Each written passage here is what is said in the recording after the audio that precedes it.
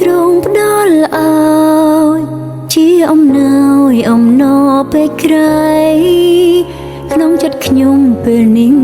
លែងចង់បានអ្វីពីលោកីទៀតឡើយព្រះវិញ្ញាណទ្រង់គង់ក្នុងចិត្តខ្ញុំជីវិតខ្ញុំក៏ភ្លឺស្រស់ថ្លាខ្ញុំនឹងប្រាប់គ្រប់សាសថាទ្រង់អស្ចារ្យទ្រង់ជាព្រះយេស៊ូវគ្រី